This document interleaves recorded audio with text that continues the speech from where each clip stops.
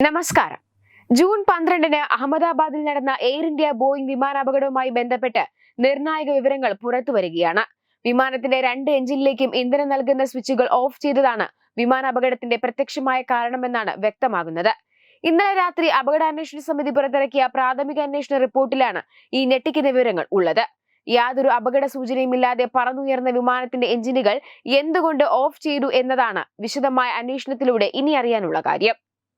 പറന്നുയർന്ന വിമാനത്തിന്റെ എഞ്ചിനുകളിലേക്കുള്ള ഇന്ധനപ്രവാഹം നിയന്ത്രിക്കുന്ന സ്വിച്ചുകൾ ഓഫ് ചെയ്യും വരെയും അതിനുശേഷം വിമാനം വീണ് തകരുവോളം നടന്ന കാര്യങ്ങളുടെ സമയക്രമ റിപ്പോർട്ടിൽ ഇങ്ങനെയാണ്. ഉച്ചയ്ക്ക് 1:07-ന് റൺവേയിലേക്ക് നീങ്ങി തുടങ്ങിയ വിമാനം റൺവേയുടെ അറ്റത്തെത്തി മുന്നിലേക്കോടി ടേക്ക് ഓഫിന് തൊട്ടു മുൻപുള്ള വേഗമായ V1153 നോട്ട്സിൽ എത്തുന്നത് 1:08-ന്. 2 സെക്കൻഡിന് ശേഷം വിമാനം നിലം വിട്ട് ഉയരാൻ ആവശ്യമായ വേഗമായ VR155 നോട്ട്സിലെത്തി. പിന്നെയും 4 സെക്കൻഡ് കഴിഞ്ഞ് 1:08-ന് നിലം വിട്ടുയർന്നു. വീണ്ടും മുകളിലേക്ക് പറന്നുയരാൻ ആവശ്യമായ ആരോഗ്യകരമായ വേഗം 162 നോട്ട്സും കവിഞ്ഞ് 180 നോട്ട്സിലെത്തിയ അപ്പോഴേക്കും സമയം 1:08. ഉടൻ തന്നെ വിമാനത്തിന്റെ എഞ്ചിനുകളിലേക്കുള്ള ഇന്ധന പ്രവാഹം നിയന്ത്രിക്കുന്ന സ്വിച്ചുകൾ രണ്ടും 1 സെക്കൻഡ് വ്യത്യാസത്തിന് ഓഫ് ചെയ്യപ്പെട്ടു.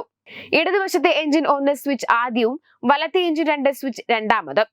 വിമാനം ടേക്ക് ഓഫ് ചെയ്ത് 3 സെക്കൻഡ് ആകുന്നതേ ഉള്ളൂ. അപ്പോൾ എന്തിനാണ് ഓഫ് ചെയ്തതെന്ന് ഒരു പൈലറ്റ് മറ്റേ പൈലറ്റിനോട് ചോദിക്കുന്നുണ്ട്.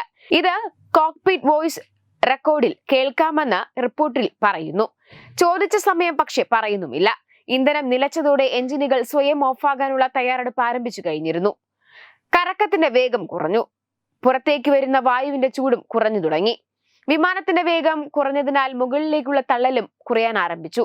എന്തായാലും ഓഫാക്കി 10 സെക്കൻഡ് കഴിയുമ്പോഴേക്കും 1-ാം എഞ്ചിന്റെ ഇന്ധന സ്വിച്ച് വീണ്ടും ഓണാക്കി വീണ്ടും ഒരു 4 സെക്കൻഡിന് ശേഷം 2-ാം എഞ്ചിനിലേക്കുള്ള ഇന്ധന പ്രവാഹവും പുനഃസ്ഥാപിച്ചു.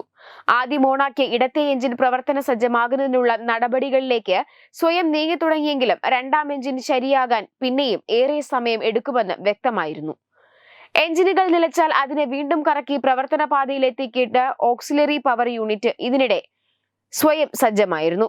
ആദ്യ എഞ്ചിൻ നിലച്ച് 2 സെക്കൻഡിന് ശേഷം എന്തായാലും ആപത്തടുത്തു എന്ന പൂർണ്ണ ബോധ്യം വന്ന കോക്പിറ്റിൽ നിന്ന് 1:09-ന് മേഡേ സന്ദേശം പുറത്തെത്തി.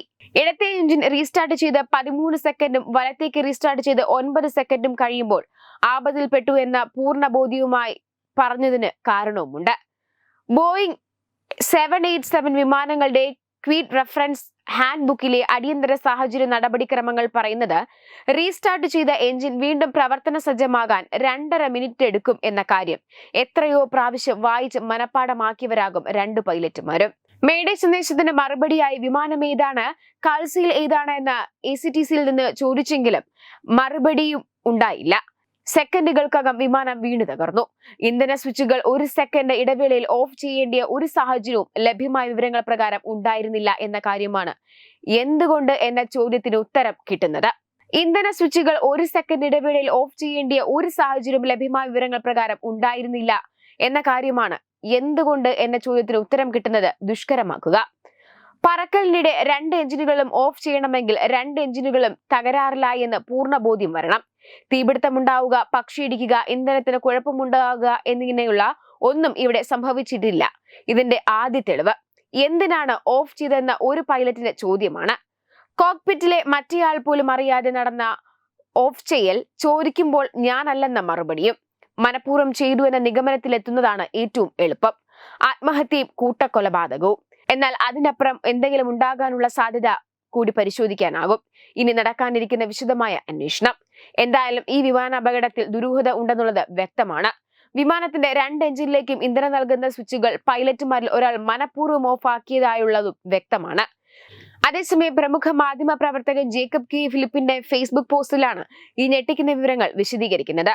വിമാനാപകടത്തിൽ ദുരൂഹത വർദ്ധിപ്പിക്കുന്ന വിലയിരുത്തലുകളാണ് ഇദ്ദേഹം നടത്തിയിട്ടുള്ളത്. Web desk Tatwamayi news.